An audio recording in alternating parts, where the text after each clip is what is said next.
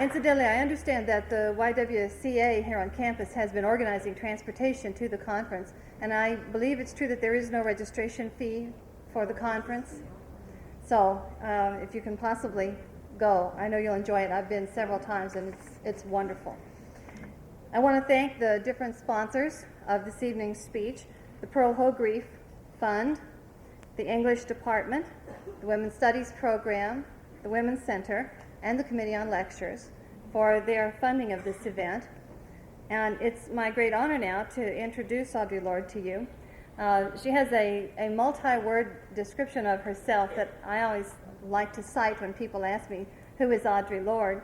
Those few people in my acquaintance who do not already know. I tell them that she describes herself as a black, lesbian, feminist, warrior, poet, mother. And that's quite a collection of roles and accomplishments, I know you'll agree. Many of you are familiar with her writing. She writes poetry, essays, autobiography, feminist theory, and does all of that quite brilliantly. To her self-description, I would add that she is a political leader and a citizen of the world. And I'm very proud to have her here tonight. Audre Lorde.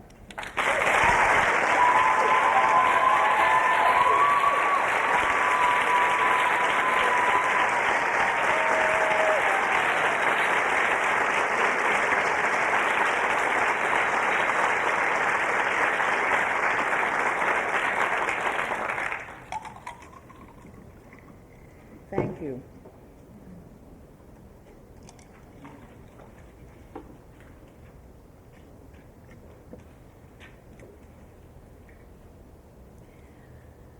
I'm very pleased to see your faces. I am particularly pleased to see the faces of my sisters and my brothers. I cannot tell you what an affirmation it is for me. We need each other. We need each other. That does not mean we have to become each other in order to recognize that need.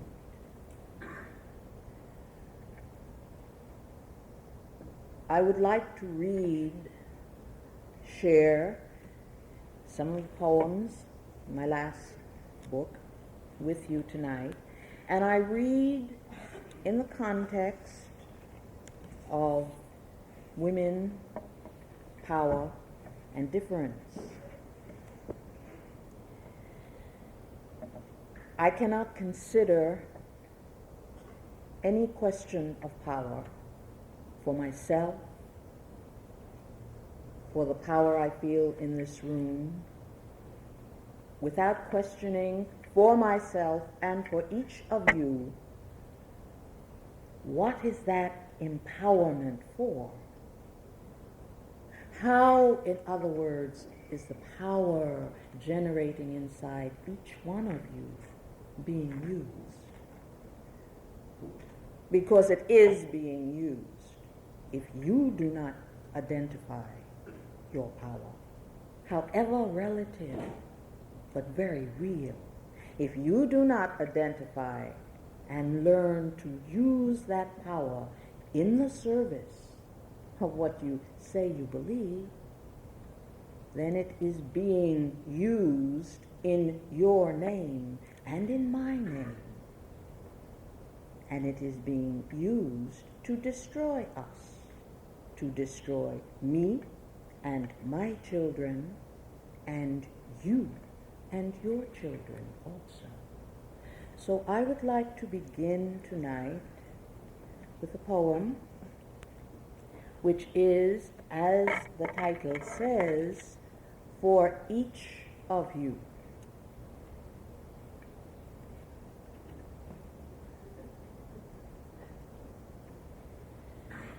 Be who you are and will be. Learn to cherish that boisterous black angel that drives you up one day and down another. protecting the place where your power rises, running like hot blood from the same source as your pain. When you are hungry, learn to eat whatever sustains you until morning. But do not be misled by details simply because you live them. Do not let your head deny your hands any memory of what passes through them, nor your eyes, nor your heart. Everything can be used except what is wasteful, and you will need to remember this when you are accused of destruction. Examine the parts of those machines which you hate before you destroy them. But do not mourn the lack of their power, lest you be condemned to relive them. If you do not learn to hate, you will never be lonely enough to love easily. Nor will you always be brave. But it does not grow any easier. Do not pretend to convenient beliefs even when they are righteous. You will never be able to defend your city while shouting. Remember, our sun is not the most noteworthy star, only the nearest.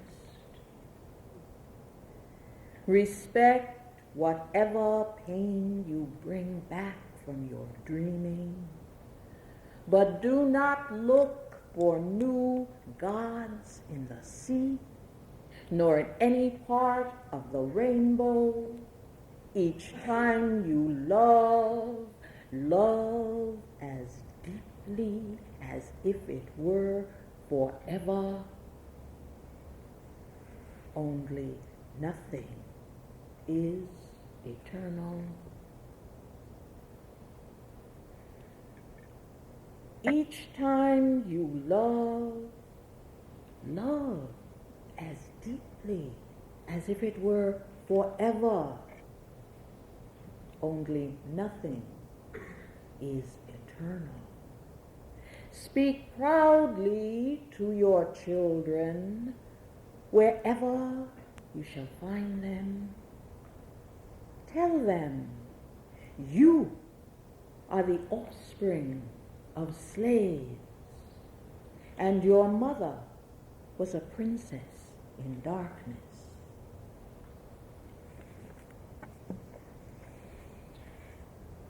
You know,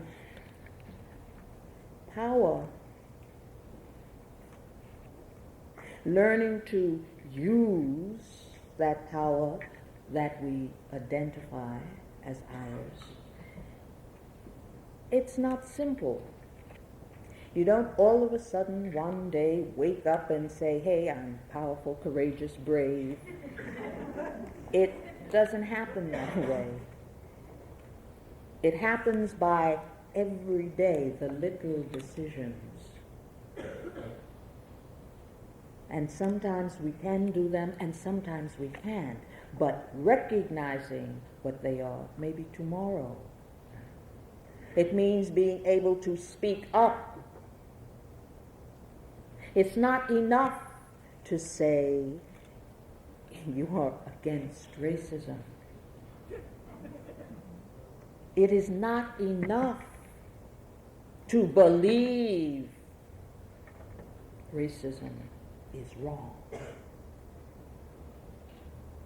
unless wherever you are, whoever you are, you use some piece of that person to testify against it,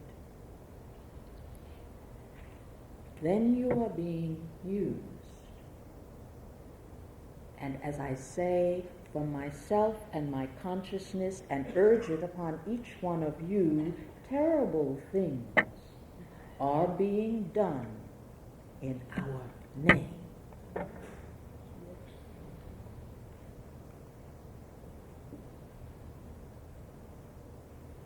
Stations. Some women love to wait for life, for a ring in the June night, for a touch of the sun to heal them, for another woman's voice to make them whole, to untie their hands, put words in their mouths, form to their passages, sound to their screams, for some other sleeper to remember their future, their past.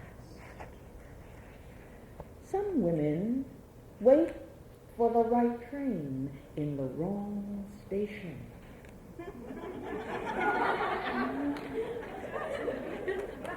In the alleys of morning, for the noon to holler, the night come down. Some women wait for love to rise up, the child of promise, to gather from earth what they do not plant, to claim pain for labor, to become the tip of an arrow, to aim at the heart of now, but it never stays. Some women wait for visions that do not return, where they were not welcomed, naked, for invitations to places they always wanted to visit, to be repeated. Some women wait for themselves around the next corner and call the empty spot peace.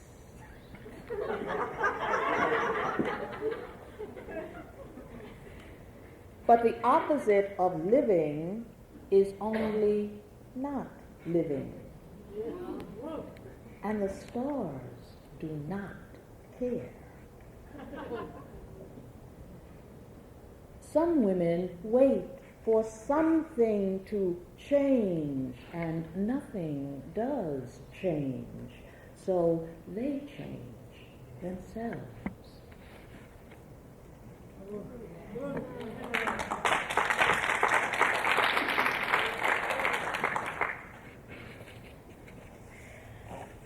I ask, please, that you save that till the end.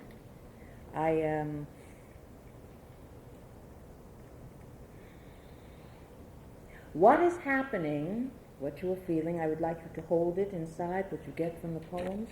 I would like it to detonate inside of you, not that, and also because it makes me nervous.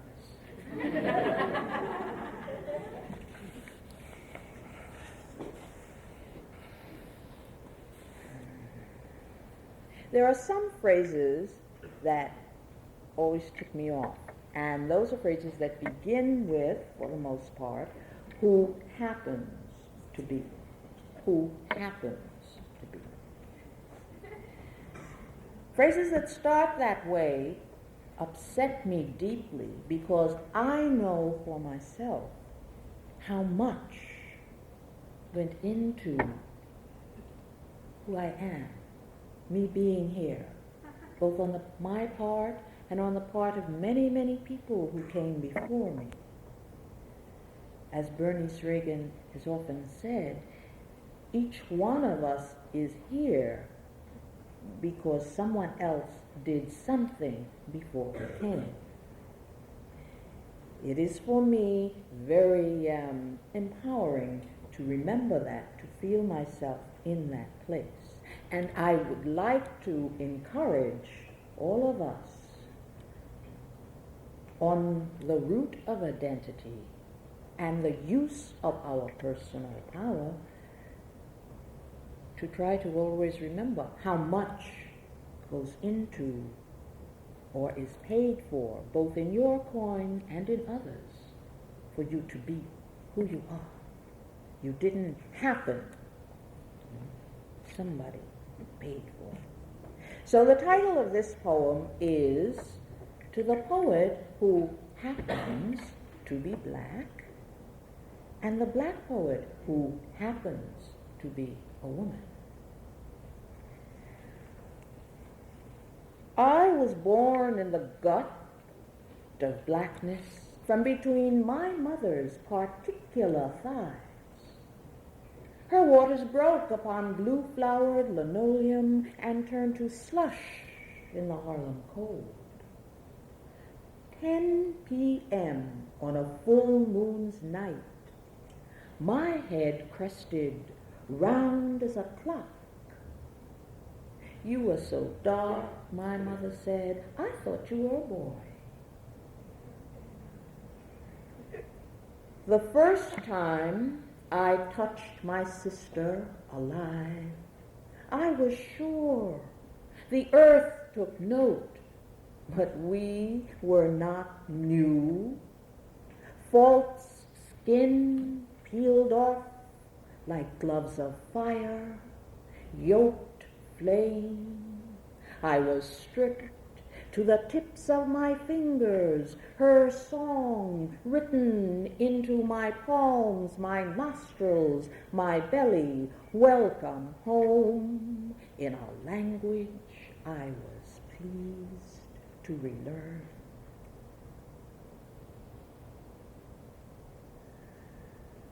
No cold spirit ever strolled through my bones.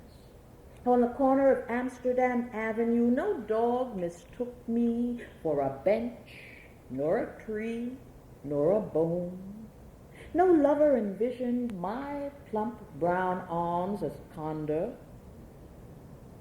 But I can recall, without counting, the eyes canceling me out, like an unpleasant appointment, stamped postage due, stamped in yellow, red, purple, any color except black and choice and woman alive.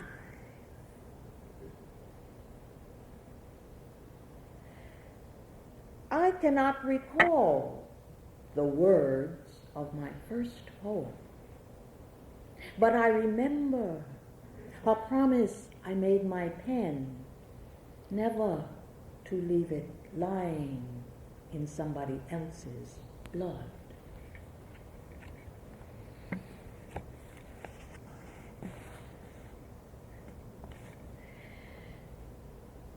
That identity of self, which is the first step toward power.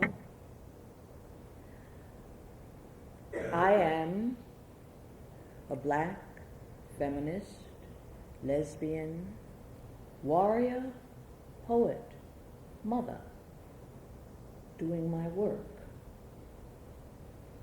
Doing my work.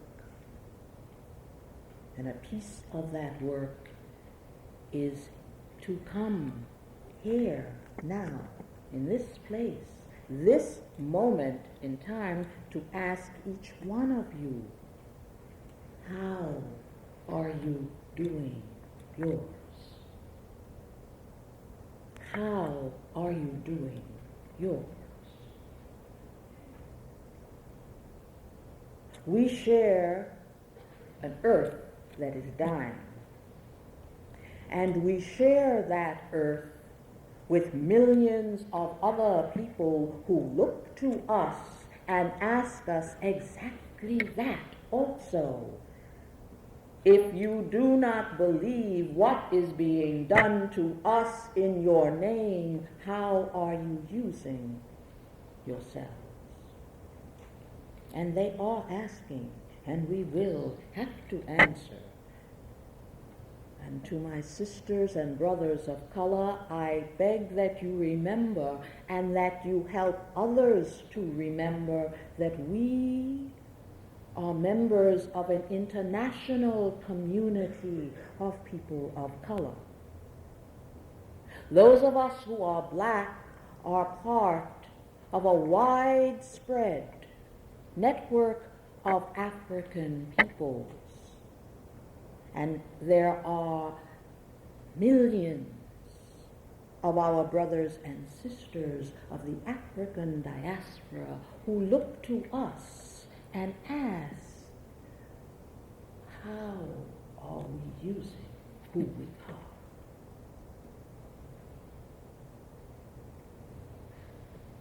I want each one of you sitting here now to feel, not think, to feel for one instant how it feels to be a citizen of the most powerful country in the world. Feel it.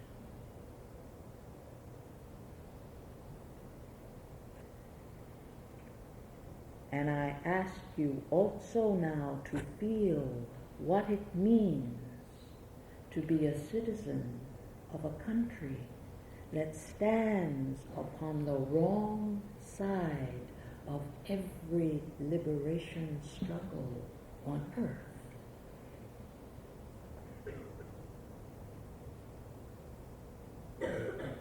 Feel it.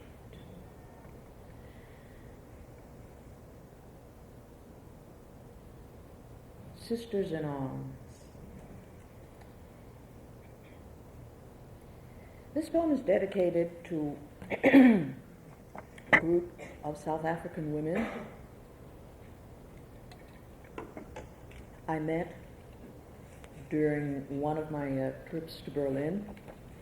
They were, as all empowered and focused women are, very beautiful and very dangerous.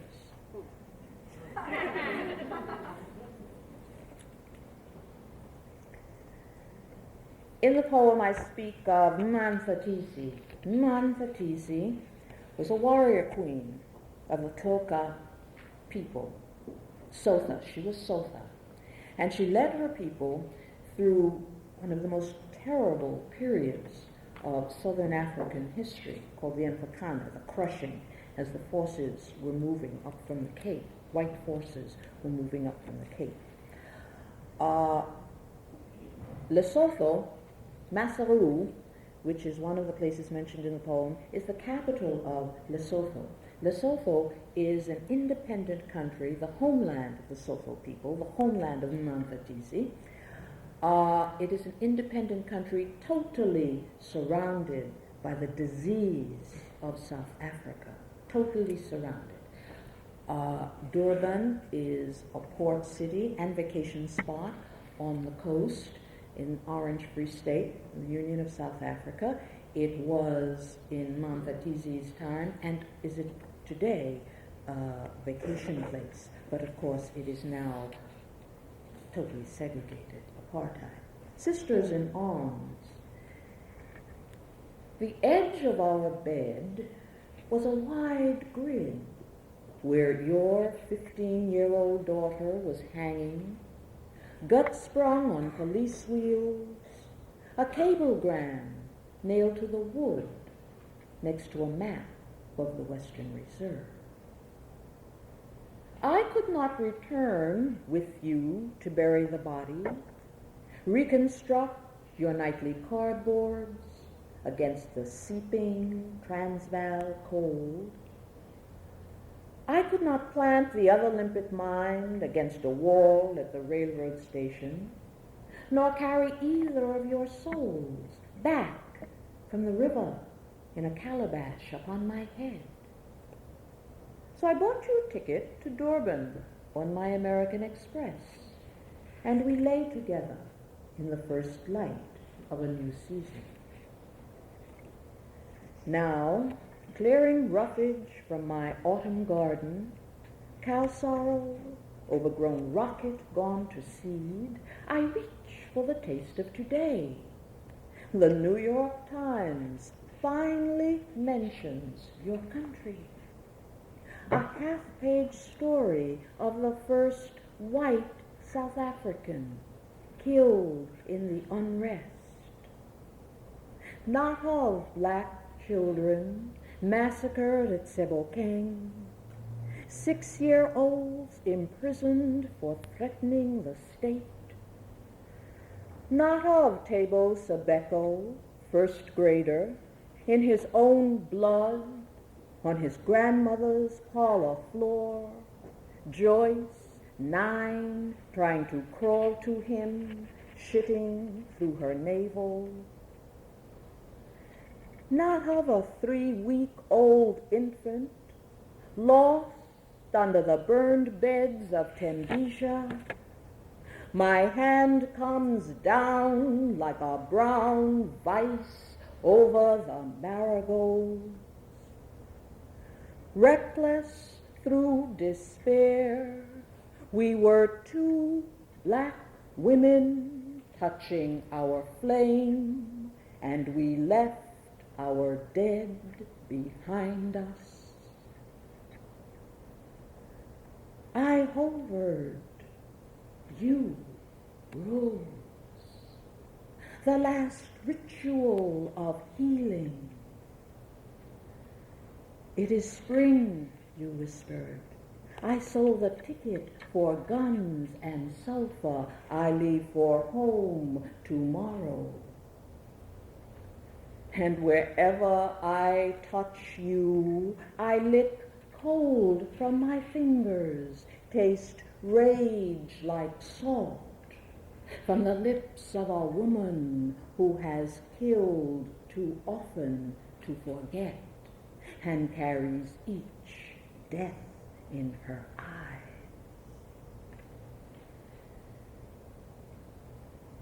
Your mouth, a parting orchid.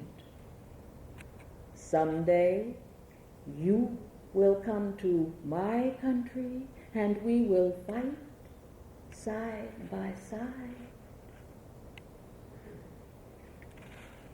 Keys jingle in the door, ajar, threatening.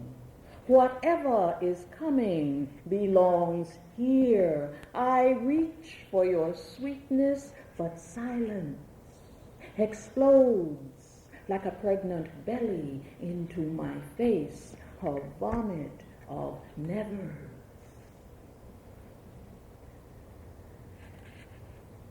Mfatizi turns away from the cloth her daughters-in-law are dyeing. The baby drools milk from her breast.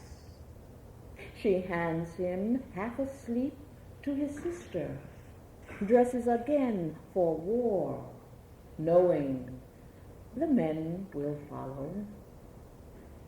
In the intricate Masaru twilights, quick, sad, vital, she maps the next day's battles, dreams of Durban, sometimes visions, the deep rye song, beach pebbles, running after the sea, running after the sea.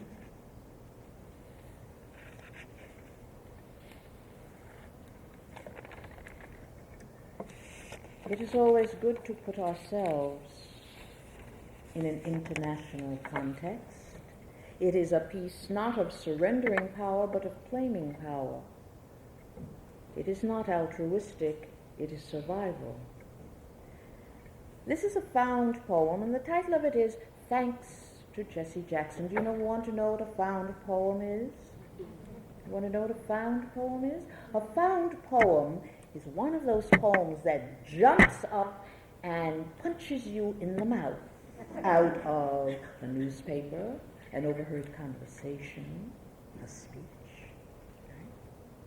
Because it does everything a poem is supposed to do, which is make your hair stand on end, get you right there, thanks to Jesse Jackson, the U.S. and the USSR are the two most powerful countries in the world, but only 1/8 of the world's population. African people are also 1/8 of the world's population. And of that number, 1/4 is Nigerian. 1/2 of the world's population is Asian. 1/2 of that number is Chinese. There are 22 nations in the Middle East. Not one, not 3, 22 nations in the Middle East. Most people in the world are yellow, black, brown, poor, female, and do not speak English.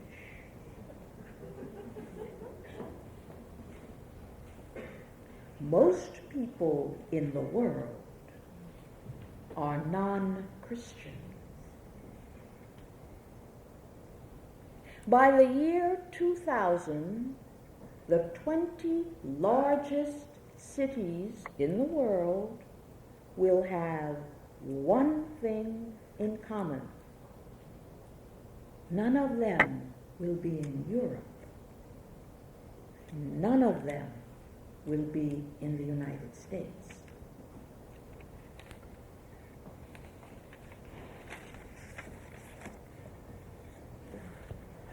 And it's always an error to think that we can suppose how someone else chooses to use her power. It usually means we use up energy we should be attending to ourselves, but sometimes not. That's a really important question that I learned. And the title of this poem is Political Relations.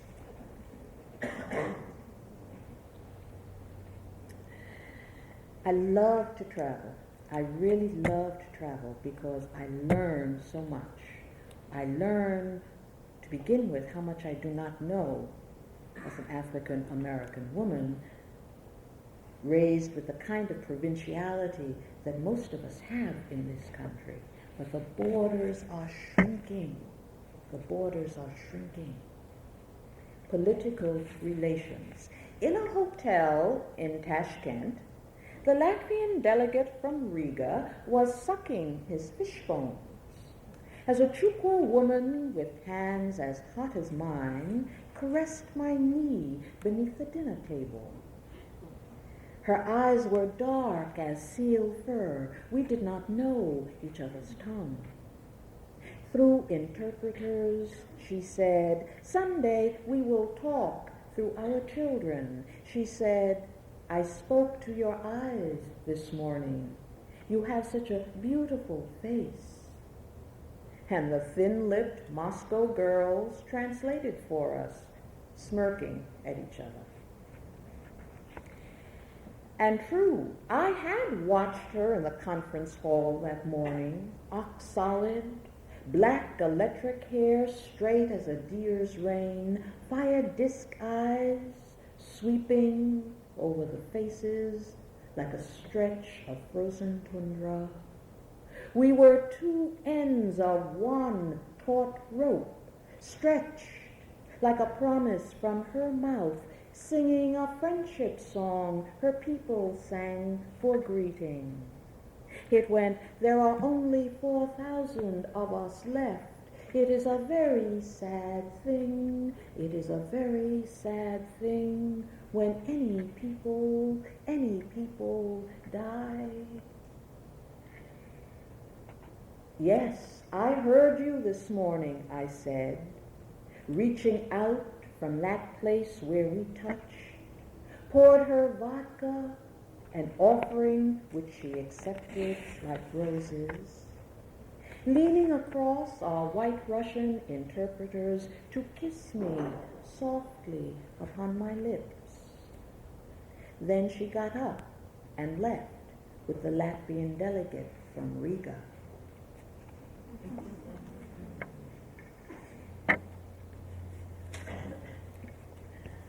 My last book is entitled A Burst of Light. It is a collection of essays on many different subjects. The title essay,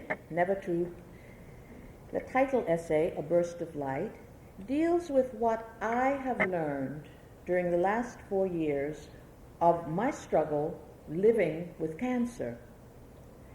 It was a tremendously empowering act for me, the writing of it, and I wrote it because I wanted it to be an empowering tool of affirmation for women who read it.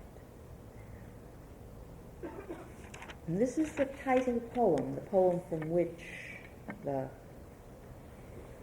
it's the poem from which the essay begins.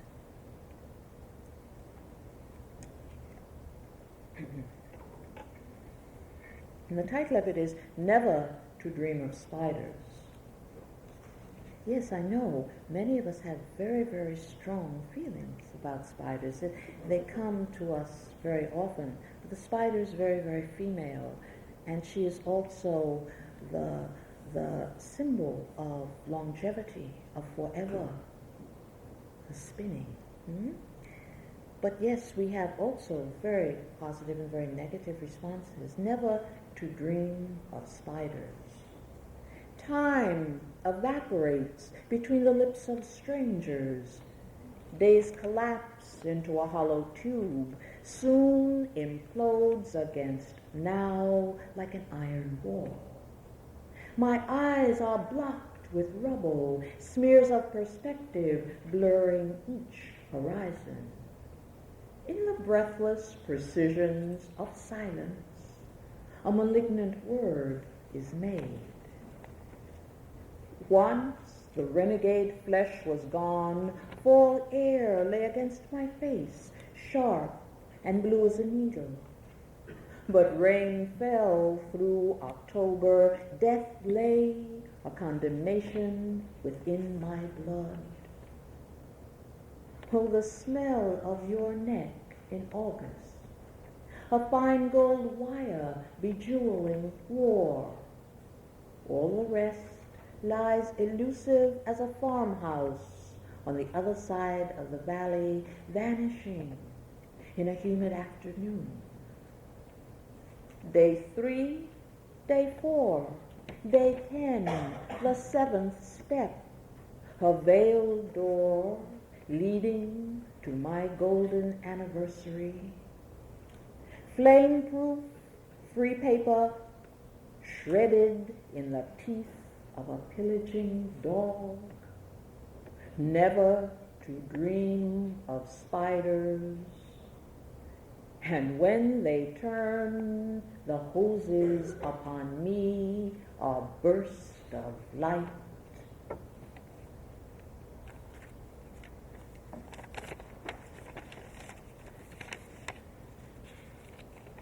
I'm going to close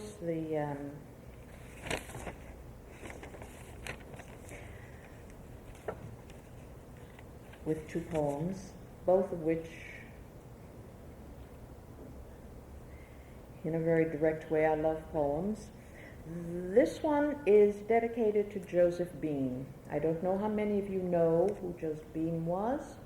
Joe Beam was a young, black, gay man who did more, perhaps, to underline the creative spirit and the voice for other black gay men than anyone else has, I would say, in the last century. He was the editor of the first collection of writings by black gay men entitled In the Life. He also was on the board and was the editor of Blackout, which was the official magazine for the National Coalition of Black Lesbians and Gays. Joe Bean died on December the 27th, just past. And since his death, there has been an outpouring of very just and very appropriate mourning for the passing of this brother.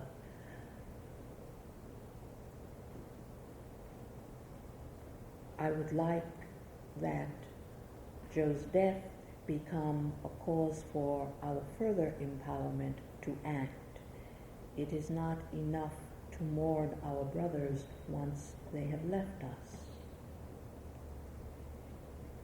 So the title of this is Dear Joe, and it's introduced by some lines from a poem of long ago. If you have ever tried to reach me, and I could not hear you, these words are in place of the dead air still between us. How many other dark young men at 33 left a public life, becoming legend, the mysterious connection between who we murder and who we mourn? Joe, I notice everyone here likes their blossoms permanent. The flowers around your casket will never die, preserved without error in the crystal between our lashes. They will never bang down the phone in our jangled ears or call us to account at 3:30 a.m. for our silence, or refuse to answer, or say, "Get away from me, this is my way," or say, "We are wrong, prejudiced, lazy, deluded, cowardly, insignificant, faint," or say, "Fuck you," 7 times in one sentence when the circumstance of our lives becomes so chaotic, words fly away like drunken buzzards. Or say, "We might fail." Or say, "We might fail, but that's no reason to stop, to miss a beat, and the tinny jukebox music comes up through the floors of our shoes." So nobody's going to lean too heavily on your flowers, or lick the petals of the lavender gladiola for a hint of sweetness, wet, or wilt it with a whiskey blast, or threaten the faint-hearted with a handshake or a bottle of beer. In the side pews, there are always ghosts who resemble our brothers, past and future, who say they were also our lovers, but they lie, terror caught in their throats like a lump of clay. The taxi is waiting to take them back out to the sunlight. A pale refugee from a nameless country hawks wired roses from stool to stool. Down the street, at the pharmacy, a drag queen with burgundy long johns and a dental dam in his mouth is buying a straight razor.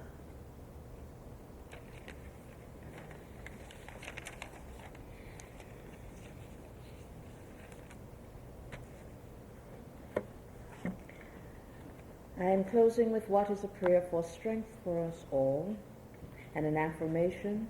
The title of the poem is Call. I went to Catholic schools when I was very little, and I was always particularly interested in the Trinity, and I was particularly interested in the Holy Ghost, because the Holy Ghost for me always seemed to be the female part of this arrangement. And the nuns would speak about the Holy Ghost in a way that people speak about women, mysterious, tongue of flame, breath. I started out once to write a poem out of the Holy Ghost. And what came instead was a poem to Ayvahuitl. Now, Ayvahuitl, in the Yoruba religion, is the rainbow serpent and the personification of all the old deities, all of the ancient principles, the goddesses and the gods, who are so ancient their faces have been forgotten. But they are powerful and they are divine, and they must be worshipped. And so they can only be worshipped in our own faces and in the faces of each other. Ayvahuitl. So the title of this poem is Call. Holy Ghost woman, stolen out of your name, rainbow serpent, whose faces have been forgotten, Mother, loosen my tongue, or adorn me with a lighter burden. Ayvahuitl is coming. On worn kitchen stools and tables, we are piecing our weapons together.